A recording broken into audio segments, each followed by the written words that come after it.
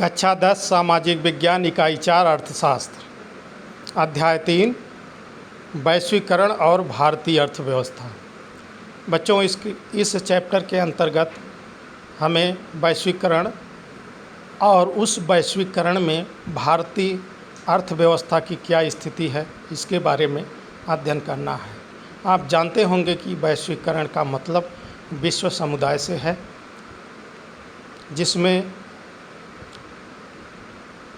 विश्व के हर देश लगभग एक दूसरे से संबंधित हैं, चाहे वो व्यापार में, चाहे रोजगार के क्षेत्र से या पर्यटन के क्षेत्र से एक दूसरे से जुड़े रहते हैं और एक दूसरे देश में आवागमन होता रहता है और इस तरह पूरा विश्व एक परिवार के रूप में दिखने लगता है। इसी को वैश्वीकरण कहते हैं, खास करके व्यापार को लेकर के। तो इस चैप्टर में हम भारत की अर्थव्यवस्था को विश्व के परिप्रेक्ष्य में देखेंगे और इसका अध्ययन करेंगे। आइए देखते हैं इस चैप्टर पर आधारित प्रश्नों को।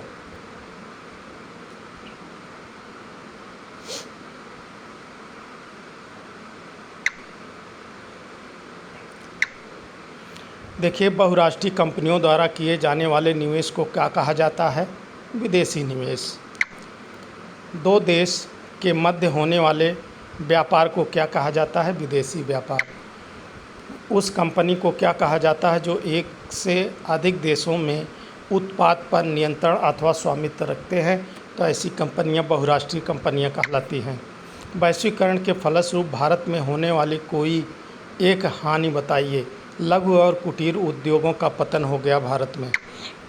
भारतीय अर्थव्यवस्था में बहुराष्ट्रीय निगमों का एक योगदान बताइए। विदेशी निवेश में वृद्धि हुई है। अंग्रेज़ों के समय भारत का विदेश व्यापार कैसा था? अंग्रेज़ों के समय में भारत कच्चे माल का निर्यात एवं निर्मित माल का आयात करता था। कौन सा देश सस्ता विनिर्माण केंद्र होने का लाभ प्रदान करता है? वो है चीन। बहुराष्ट्रीय कंपनियों के कोई दो उद्देश्य बताइए। तो अपने लाभ को अधिकतम करना और व्यापार का विदेशों तक विस्तार करना, ये बहुराष्ट्रीय कंपनियों का उद्देश्य है। विदेशी व्यापार किसे कहते हैं?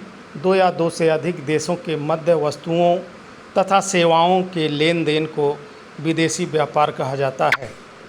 विदेशी निवेश किसे कहा जाता है? बहुराष्ट्रीय कंपनियों द्वारा किए गए निवेश को विदेशी निवेश कहा जाता है। भारत में कार्यरत कोई दो बहुराष्ट्रीय कंपनियों के नाम बताइए। एक है हिंदुस्तान लीवर लिमिटेड और एक है कोको कोला। भारत में बहुराष्ट्रीय कंपनियों द्वारा उत्पादित कोई दो उत्पादों के नाम बताइए। कोलगेट टूथपेस्ट और सैमसंग टीवी। बहुराष्ट्रीय कंपनियों से आप क्या समझते हैं? बहुराष्ट्रीय कंपनियां ऐसी कंपनियां हैं जिसका व्यवसाय एक से अधिक राष्ट्रों तक फैला हुआ है। बहुराष्ट्रीय कंपनियों में पाए जाने वाली क्षमता को कौन सी है? बहुराष्ट्रीय कंपनियों में दूरस्थ उत्पादों के मूल्य, गुणवत्ता, आपूर्ति और श्रम शर्तों का निर्धारण करने की प्रचंड क्षमता होती है। विदेशी व्यापार का कोई एक लाभ बताइए। विदेशी व्यापार विभिन्न देशों के बाजारों को जोड़ने या एकीकरण में सहायक होता है। बहुराष्ट्रीय कंपनियों द्वारा दूसरे देशों में निवेश करने के कोई दो सस्ते उपाय बताइए। तो वो उपाय है, नंबर 1, स्थानीय कंपनियों को खरीदना, स्थानीय कंपनियों के साथ संयुक्त उत्पादन करना। वैश्वीकरण से आप क्या समझते हैं? विभिन्न देशों के बीच परस्पर संबंध और तीव्र एकीकरण की प्रक्रिया ही वैश्वीकरण कहलाती है। वैश्वीकरण का सबसे महत्वपूर्ण लाभ अथवा महत्व क्या है? वैश्वीकरण से विभिन्न देशों के बीच अधिक से अधिक वस्तुओं और सेवाओं, निवेश और प्रौद्योगिकी का आदान प्रदान हो रहा है। वैश्वीकरण को संभव बनाने वाले कोई दो कारक के नाम बताइए। वो है प्रौद्योगिकी का तीव्र विकास, दूसरा है सूचना एवं संचार प्रौद्योगिकी का विकास। किन लोगों पर वैश्वीकरण एक समान प्रभाव नहीं पड़ा है, यानी किन लोगों पर वैश्वीकरण एक समान प्रभाव नहीं पड़ा है, तो उत्पादकों एवं श्रमिकों पर। विदेशी निवेशों को आकर्षित करने के लिए सरकार ने किन कानूनों में लचीलापन लाने की अनुमति प्रदान की है, तो वो है श्रम कानून। आयात कोटा का क्या अभिप्राय है? आयात कोटा के अंतर्गत सरकार द्वारा आयात की जाने वाली मात्रा को निर्धारित कर दिया जाता है, उससे अधिक मात्रा का आयात नहीं किया जा सकता है। विश्व व्यापार संगठन की स्थापना क्यों की गई? सदस्य देशों के बीच व्यापार करने के लिए ही विश्व व्यापार संगठन की स्थापना की गई है। विश्व व्यापार संगठन का मुख्य कार्य क्या होता है? विश्व व्यापार संगठन का मुख्य कार्य अंतर्राष्ट्रीय व्यापार संबंधी नियमों का निर्धारण करना एवं उनकी अनुपालन करवाना है। उदारीकरण किसे कहते हैं? सरकार द्वारा व्यापार एवं निवेश पर से अवरोधों अथवा प्रतिबंधों को हटाने की प्रक्रिया को उदारीकरण कहा जाता है। निजीकरण क्या है? निजीकरण से तात्पर्य है निजी क्षेत्र पर से कड़े नियंत्रण को हटाकर उन्हें जरूरी निर्णय लेने के लिए मुक्त करना। क्या आप मानते हैं कि फोर्ड मोटर्स एक बहुराष्ट्रीय कंपनी है? क्यों? हाँ, हम जानते हैं कि फोर्ड मोटर्स एक बहुराष्ट्रीय कंपनी है क्योंकि वह मूल रूप से अमेरिकी कंपनी है जो कई देशों में व्यवसाय करती है। यह मोटर गाड़ी निर्माता कंपनी है। विदेशी निवेश क्या है? फोर्ड मोटर्स ने भारत में कितना निवेश किया है? किसी बहुराष्ट्रीय कंपनी द्वारा मूल देश से दूसरे देश में किया गया निवेश विदेशी निवेश कहलाता है। फोर्ड मोटर्स ने भारत में 1995 में 1700 करोड़ रुपए का निवेश किया था। बहुराष्ट्रीय कंपनियां अन्य कंपनियों से किस प्रकार अलग हैं?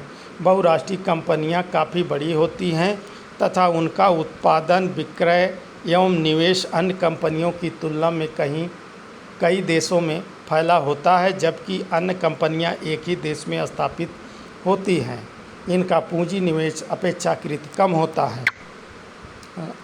लगभग सभी बहुराष्ट्रीय कंपनियां अमेरिका, जापान या यूरोप की हैं, जैसे Nokia, Coca Cola, Pepsi, Honda, Nike.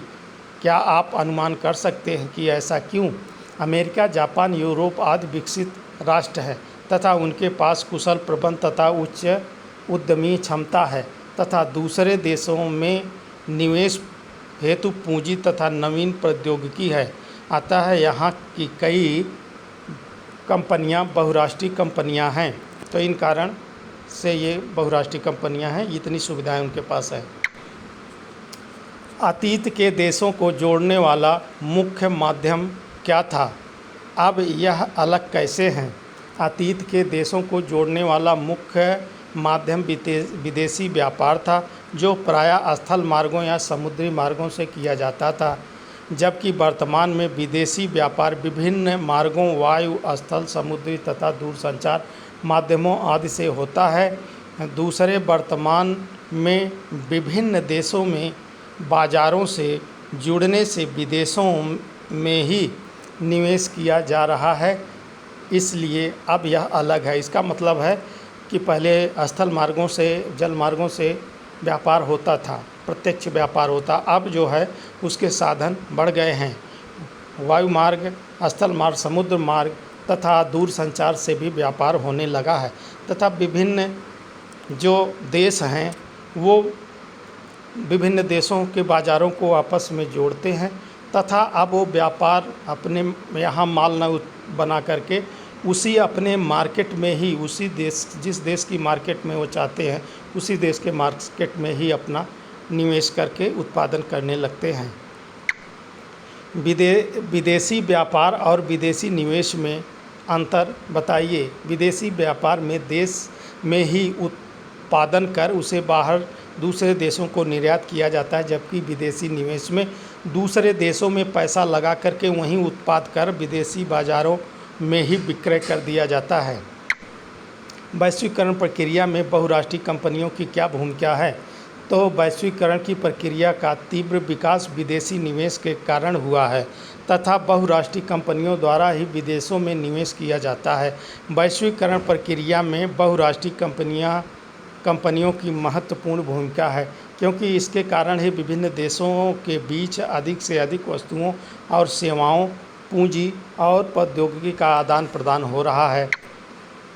वे कौन से विभिन्न तरीके हैं जिनके द्वारा देशों को पारस्परिक संबंधित किया जा सकता है? तो विभिन्न देशों के बीच लोगों का आवागमन, विभिन्न देशों के बीच वस्तुओं और सेवाओं का आवागमन, विभिन्न देशों के बीच विदेशी व्यापार तथा विदेशी निवेश तथा नवीनतम एवं उन्नत प्रौद्योगिकी का आवागमन ऐसे महत्वपूर्ण तरीके हैं जिनके द्वारा देशों को परस्पर संबंधित किया जा सकता है। सूचना प्रौद्योगिकी वैश्वीकरण से कैसे जुड़ी हैं?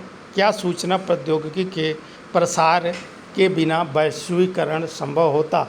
सूचना प्रौद्योगिकी का वैश्वीकरण की प्रक्रिया में महत्वपूर्ण हाथ है।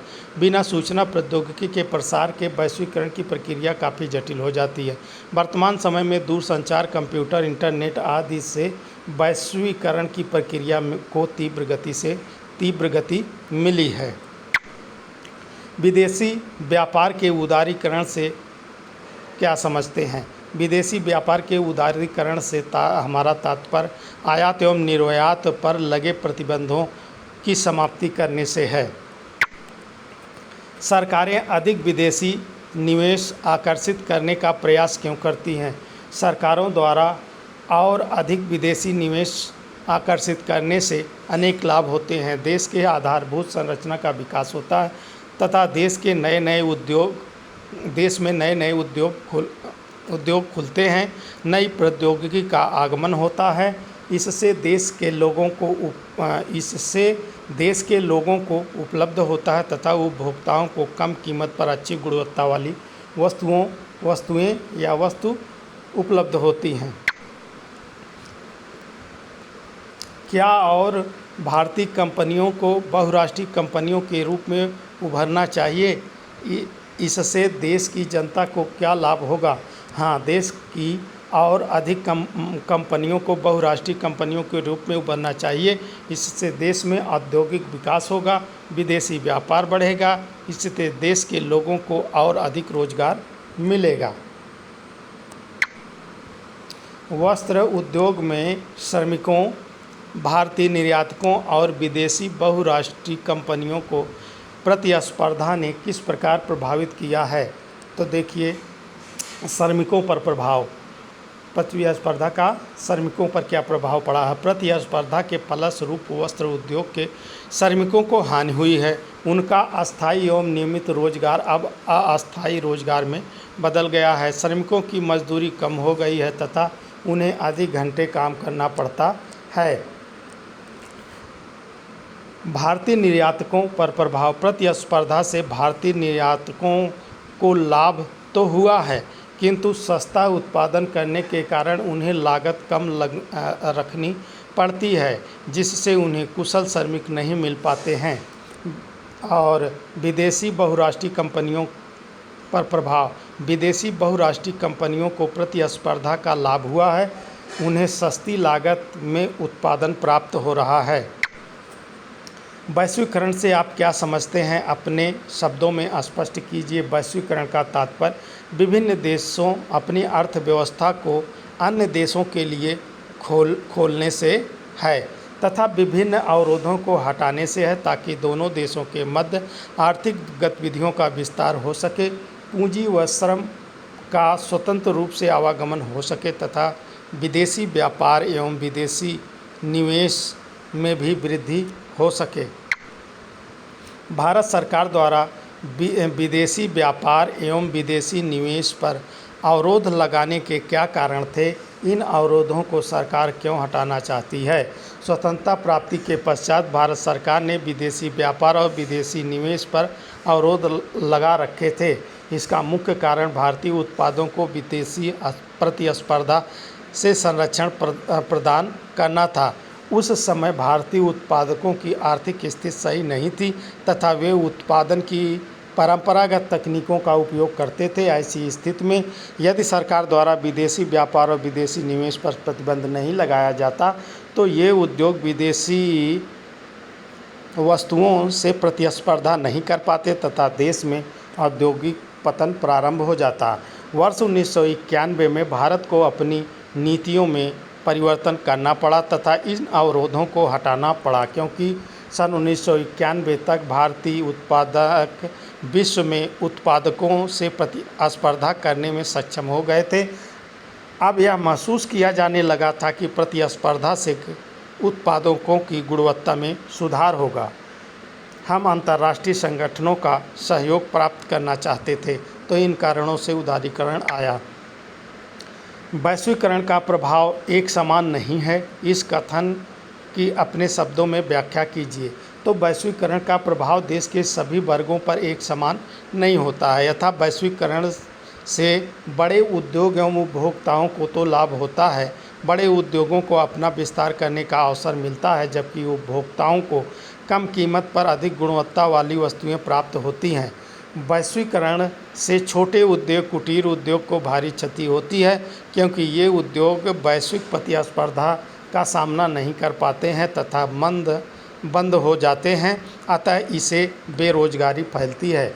नंबर 3, वैश्वीकरण के फलस्वरूप कई बार श्रमिकों के हितों का संरक्षण भी नहीं हो पाता है, अतः स्पष्ट है कि वैश्वीकरण का प्रभाव एक समान नहीं होता है। श्रम कानूनों में लचीलापन कंपनियों को कैसे मदद करेगा? श्रम कानूनों में लचीलापन से कंपनियां अपनी मनमानी करेंगी तथा श्रमिकों को कम मजदूरी पर कार्य करवाएंगी एवं श्रमिकों को दैनिक आधार पर रखेंगी। इससे श्रमिकों का शोषण होगा, किंतु विदेशियों को लाभ होगा। श्रम कानूनों में लचीलेपन से कंपनियों को श्रम लागत कम उठानी पड़ेगी, जिससे उनके उत्पादों की लागत भी कम हो जाएगी। दूसरे देशों में बहुराष्ट्रीय कंपनियां किस प्रकार उत्पादन पर नियंत्रण स्थापित करती हैं? दूसरे देशों में बहुराष्ट्रीय कंपनियां विदेशी व्यापार तथा विदेशी निवेश के द्वारा उत्पादन पर निम्न प्रकार नियंत्रण स्थापित करती हैं। नंबर 1, बहुराष्ट्रीय कंपनियों के निवेश का सबसे आम रास्ता स्थानीय कंपनियों को खरीदना तथा उसके बाद उत्पादन का प्रसार करना तथा अपार संपदा वाली बहुराष्ट्रीय कंपनियां यह कार्य आसानी से कर लेती हैं। नंबर 2, ये कंपनियां दूसरे देशों के साथ मिलकर के संयुक्त उत्पादन भी करती हैं तथा धीरे धीरे दूसरे देश के उत्पादन पर अपना नियंत्रण स्थापित कर लेती हैं। नंबर 3, बहुराष्ट्रीय कंपनियां छोटे उत्पादकों को उत्पादन का ऑर्डर देती हैं। ये कंपनियां इन वस्तुओं को अपने ब्रांड नाम से उपभोक्ताओं को बेच देती हैं। व्यापार और निवेश नीति का उदारीकरण वैश्वीकरण प्रक्रिया में कैसे सहायता पहुंचाता है? तो वैश्वीकरण का तात्पर्य विभिन्न देशों के मध्य आर्थिक गतिविधियों का बिना अवरोध संचालन से है। व्यापार एवं निवेश नीतियों के उदारीकरण से हमारा तात्पर्य आयात निर्यात पर लगे प्रतिबंधों को कम करने से है। यदि इन प्रतिबंधों को कम कर दिया जाए तो दो देशों के बीच आर्थिक गतिविधियां बढ़ेंगी, विदेशी व्यापार में वृद्धि होगी तथा विदेशी निवेश बढ़ेगा। इस प्रकार उदारीकरण के फलस्वरूप वैश्वीकरण की प्रक्रिया में तेजी आएगी, अतः उदारीकरण वैश्वीकरण की प्रक्रिया में सहायक है। विकसित देश विकासशील देशों से उनके व्यापार और निवेश का उदारीकरण क्यों चाहते हैं? क्या आप मानते हैं कि विकासशील देशों को भी बदले में ऐसी मांग करनी चाहिए?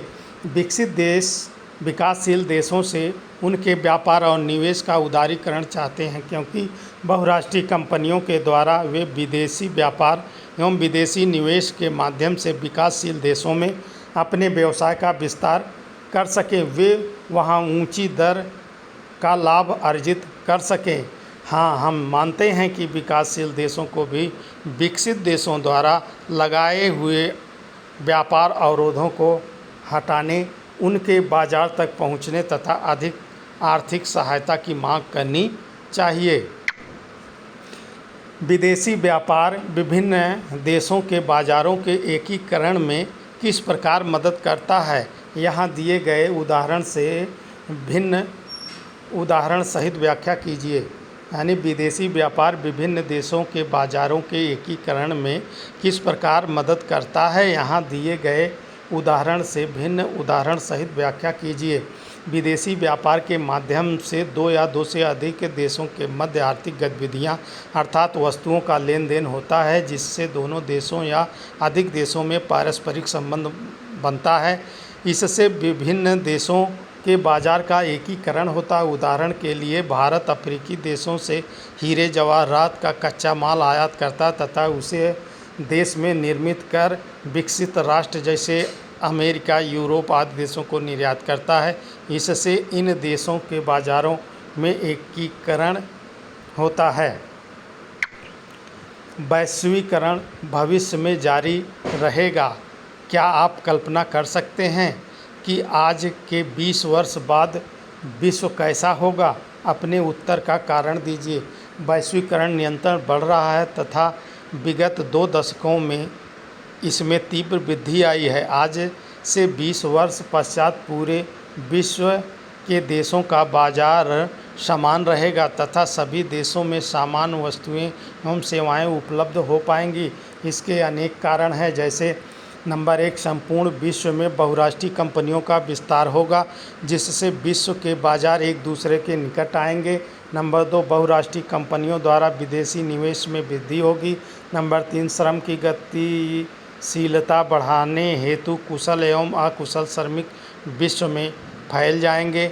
विभिन्न देशों में लोगों का बृहद स्तर पर आवागमन बढ़ेगा। सांस्कृतिक मूल्यों का आदान प्रदान में भी वृद्धि होगी। विगत वर्षों में भारतीय बाजारों के स्वरूप में हुए परिवर्तन को स्पष्ट कीजिए। तो वर्ष 1991 में भारत में उदारीकरण तथा वैश्वीकरण की प्रक्रिया को अपनाया गया। इस प्रक्रिया के पश्चात भारतीय बाजारों में विदेशी वस्तुओं का आगमन तथा विदेशी निवेश में काफ़ी वृद्धि हुई है। उपभोक्ताओं को अब कम कीमत पर बहुराष्ट्रीय कंपनियों की उच्च गुणवत्ता वाली वस्तुएं प्राप्त हो रही हैं। बहुराष्ट्रीय कंपनियों पर संक्षिप्त टिप्पणी लिखिए। बहुराष्ट्रीय कंपनियां ऐसी कंपनियां हैं जिसका व्यवसाय एक से अधिक राष्ट्रों में फैला होता है। बहुराष्ट्रीय कंपनियों का मुख्य उद्देश्य अपने व्यापार का अंतर्राष्ट्रीय स्तर पर विस्तार कर अधिक से अधिक लाभ कमाना है। ये कंपनियां वस्तुओं एवं सेवाओं का उत्पादन विश्व स्तर पर करती हैं। भारत में वैश्वीकरण के 3 प्रभावों को बताइए। तो भारत में वैश्वीकरण के प्रभाव स्वरूप बहुराष्ट्रीय कंपनियों ने भारत में अपने निवेश में वृद्धि की है। वैश्वीकरण के प्रभाव स्वरूप शीर्ष भारतीय कंपनियां बढ़ी हुई प्रतिस्पर्धा से लाभान्वित हुई हैं। वैश्वीकरण के कारण उपजी प्रतिस्पर्धा के कारण छोटी औद्योगिक इकाइयां बंद हो गई हैं, जिनसे बेरोजगारी में वृद्धि हुई है। बहुराष्ट्रीय कंपनियां अन्य देशों में निवेश करने से पूर्व किन बातों को ध्यान में रखती हैं? बहुराष्ट्रीय कंपनियां विदेशों में निवेश का निर्णय कई बातों को ध्यान में रखकर लेती हैं, यथा बाजार की निकटता यानी कम लागत पर कुशल एवं अकुशल श्रम की उपलब्धता तथा उत्पादन के अन्य कारकों की उपलब्धता एक कारण है। दूसरा, बहुराष्ट्रीय कंपनियां उन देशों की सरकार की सरकारी नीतियों को भी ध्यान में रखती हैं कि सरकारी नीतियां उनके अनुकूल हैं कि नहीं हैं। इन बातों को ध्यान में रख करके बहुराष्ट्रीय कंपनियां दूसरे देशों में निवेश करती हैं। बहुराष्ट्रीय कंपनियां विदेशों में किस तरह से निवेश करती हैं? बहुराष्ट्रीय कंपनियां विदेशों में कई तरीके से निवेश करती हैं। नंबर 1, वे सीधे कारखाना की स्थापना कर सकती हैं। वे स्थानीय कंपनियों को खरीद सकती हैं। कई बार वे स्थानीय कंपनियों के साथ मिलकर संयुक्त रूप से उत्पादन करती हैं। तो इन 3 तरीक़ों से वो अपना निवेश करती हैं। वैश्वीकरण को संभव बनाने वाले प्रमुख 2 कारकों का विवेचना कीजिए। वैश्वीकरण को संभव बनाने वाले प्रमुख 2 कारण निम्नलिखित हैं। नंबर 1, सूचना प्रौद्योगिकी का विकास। दूरसंचार सुविधा की सहायता से संपूर्ण विश्व में सरलता से वार्तालाप किया जा सकता है। अनेक बहुराष्ट्रीय कंपनियां विकासशील देशों में कॉल सेंटर स्थापित करके विश्व में फैले ग्राहकों की जानकारी प्रदान कर रही हैं। प्रौद्योगिकी में तेज उन्नति। परिवहन प्रौद्योगिकी की उन्नति से लंबी दूरी तक वस्तुओं को कम समय तथा कम लागत में शीघ्रता से पहुंचाया जा सकता है। न्याय संगत वैश्वीकरण को स्पष्ट कीजिए। न्याय संगत वैश्वीकरण का तात्पर्य यह है कि वैश्वीकरण से सभी लोगों को समान लाभ हो तथा देशों के पिछड़े वर्गों को भी संरक्षित किया जाना चाहिए। वैश्वीकरण में हानिकारक प्रभावों को कम करने के प्रयास किए जाने चाहिए तथा लघु एवं कुटीर उद्योगों का भी संरक्षण किया जाना चाहिए। इस तरह ये न्याय संगत वैश्वीकरण होगा। आयात पर कर को व्यापार अवरोध के रूप में क्यों जाना जाता है? स्वतंत्रता के बाद भारत सरकार ने निवेश, व्यापार तथा विदेशी निवेशों पर प्रतिबंध क्यों लगाया? 3 कारण दीजिए। तो आयात पर कर को व्यापार अवरोध के रूप में इसलिए माना जाता है क्योंकि इससे सरकारी विदेशी व्यापार कुछ प्रतिबंध लगाकर उसे नियमित करती है। भारत सरकार द्वारा विदेशी व्यापार व निवेश पर प्रतिबंध लगाने के कारण निम्नलिखित हैं। नंबर 1, देश के छोटे उद्योगपतियों को प्रतियोगिता से बचाने हेतु विदेशी कंपनियां अच्छी गुणवत्ता के साथ साथ कम मूल्य पर वस्तुएं उपलब्ध कराती थी, जबकि भारतीय कंपनियों के लिए ऐसा करना कठिन था। नंबर 3, भारतीय उत्पादकों को विदेशी प्रतिस्पर्धा से संरक्षण प्रदान करने के लिए व्यापार अवरोध लगाया गया था।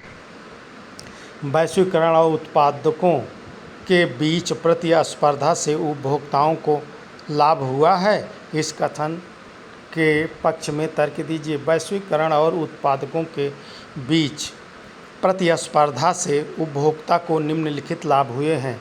नंबर 1, उपभोक्ता अब अच्छी गुणवत्ता वाली वस्तुएं कम कीमत पर खरीद सकते हैं। लोगों का जीवन स्तर भारत में इसके कारण उच्च हुआ है। विदेशी व्यापार के उदारीकरण की व्याख्या कीजिए। विदेशी व्यापार के उदारीकरण से तात्पर्य व्यापार पर अनावश्यक प्रतिबंधों को हटाकर अर्थव्यवस्था को अधिक प्रतियोगी बनाना है। इसमें विदेशी आयात निर्यात पर निर्णय लेने के लिए व्यापारी सरकार के प्रतिबंधों से मुक्त हैं तथा इन संबंधों में सरकार का दृष्टिकोण उदार हुआ है। विश्व व्यापार संगठन पर संक्षिप्त टिप्पणी लिखिए। तो विश्व व्यापार संगठन एक अंतर्राष्ट्रीय संगठन है जिसका मुख्य उद्देश्य अंतर्राष्ट्रीय व्यापार को उदार बनाना है। यह अंतर्राष्ट्रीय व्यापार से संबंधित नियमों का निर्धारण करता है तथा यह देखता है कि इन नियमों का पालन हो रहा है कि नहीं। इसका नाम WTO है, वर्ल्ड ट्रेड ऑर्गेनाइजेशन। बहुराष्ट्रीय कंपनियों से क्या आशय है? आधुनिक अर्थव्यवस्था में उनकी कार्यप्रणाली पर प्रकाश डालिए। बहुराष्ट्रीय कंपनियां वे कंपनियां होती हैं जो एक से अधिक देशों में लाभ के उद्देश्य से व्यापार अथवा उत्पादन गतिविधियां करती हैं। इस कंपनियों का व्यापार कई देशों तक फैला होता है तथा ये कंपनियां वहां उत्पादन करती हैं जहां पर प्रचुर मात्रा में कच्चा माल और सस्ते श्रमिक उपलब्ध होते हैं। भारतीय अर्थव्यवस्था में बहुराष्ट्रीय कंपनियों की भूमिका। तो भारतीय अर्थव्यवस्था में बहुराष्ट्रीय कंपनियों की भूमिका निम्न बिंदुओं से स्पष्ट किया जा सकता है। नंबर 1, विदेशी निवेश में वृद्धि। बहुराष्ट्रीय कंपनियों के फलस्वरूप भारत में विदेशी निवेश में तीव्र गति से वृद्धि हुई है तथा देश में कई नए उद्योग स्थापित हुए हैं। नंबर 2, देश का औद्योगिक विकास। बहुराष्ट्रीय कंपनियों के फलस्वरूप विदेशी निवेश बढ़ा है तथा कई उद्योगों की स्थापना हुई है। इससे देश का तीव्र गति से औद्योगिक विकास हुआ है। नवीन तकनीकी का आगमन। बहुराष्ट्रीय कंपनियां काफ़ी संपन्न होती हैं तथा उत्पादन हेतु नवीन प्रौद्योगिकी का प्रयोग करती हैं। इसके फलस्वरूप देश में नवीन प्रौद्योगिकी का आवागमन होता है। नंबर 4, रोजगार में वृद्धि। बहुराष्ट्रीय कंपनियां देश में अनेक उद्योगों की स्थापना कर रही हैं, जिससे भारत के लोगों को रोजगार उपलब्ध हो रहा है। नंबर 5, उपभोक्ता को लाभ। बहुराष्ट्रीय कंपनियों द्वारा भारत में कम कीमत पर अच्छी गुणवत्ता वाली वस्तुएं उपलब्ध कराई जा रही हैं। इसके परिणाम स्वरूप भारतीय उपभोक्ताओं के पास अनेक विकल्प हो गए हैं। अब भारतीय उपभोक्ता कम कीमत पर उच्च गुणवत्ता वाली वस्तुएं प्राप्त कर सकते हैं। विदेशी व्यापार से आप क्या समझते हैं? विदेशी व्यापार की भूमिका को स्पष्ट कीजिए। विदेशी व्यापार का अभिप्राय दो या दो से अधिक देशों के मध्य होने वाले वस्तुओं तथा सेवाओं का लेन देन है। विदेशी व्यापार में एक देश अपने अतिरिक्त उत्पादन को अन्य देशों को बेचता है तथा देश में कम उत्पादित होने वाली वस्तुओं एवं सेवाओं को खरीदता है। विदेशी व्यापार की भूमिका अथवा लाभ।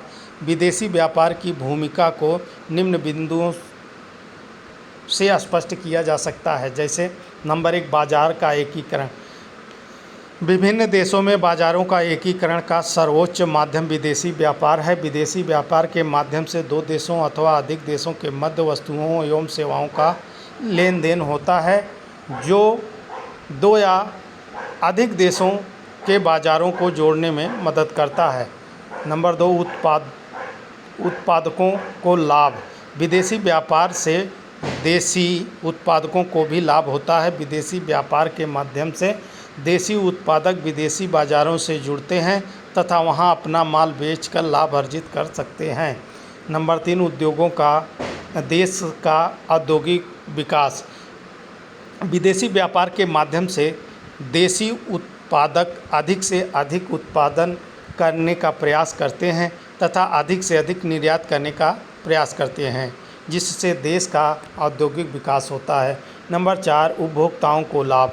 दूसरे देशों से उत्पादित वस्तुओं के आयात से खरीदारों के समक्ष वस्तुओं की घरेलू उत्पादन के अन्य विकल्पों का विस्तार होता है। इससे लोग को कम कीमत पर अच्छी गुणवत्ता वाली वस्तुएं मिलती हैं।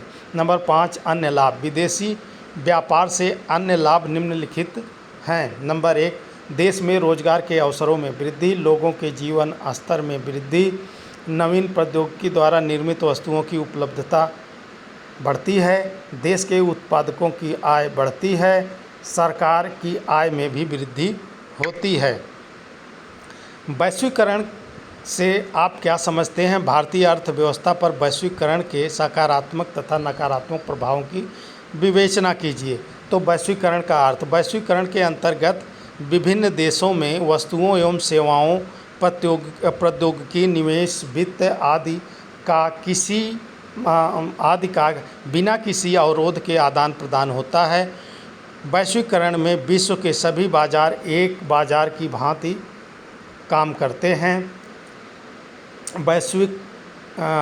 वैश्वीकरण का प्रभाव सभी वर्गों पर एक समान नहीं पड़ता है। कुछ क्षेत्रों में इसका अनुकूल प्रभाव तो कुछ क्षेत्रों में इसका प्रतिकूल प्रभाव पड़ता है। जैसे वैश्वीकरण के सकारात्मक प्रभाव क्या हैं, देख लीजिए। वैश्वीकरण के फलस्वरूप देश के विदेशी व्यापार में वृद्धि होती है, जिसे भारतीय उत्पादकों को लाभ हुआ। और नंबर 2, वैश्वीकरण से उपभोक्ताओं को विश्व स्तर की वस्तुओं एवं सेवाओं की उपलब्धता होती है। वैश्वीकरण से देश में नवीन प्रौद्योगिकी का आगमन होता है, जिससे देश के उत्पादकों को भी लाभ होता है। नंबर 4, वैश्वीकरण से देश में विदेशी पूंजी निवेश बढ़ता है, जिससे देश में उत्पादन और रोजगार दोनों में वृद्धि होती है। अब देखिए नकारात्मक प्रभाव क्या है। नंबर 1, वैश्वीकरण के कारण उपजी प्रतिस्पर्धा के कारण छोटी औद्योगिक इकाइयां बंद हो गई हैं, जिससे बड़ी संख्या में श्रमिक बेरोजगार हो गए हैं।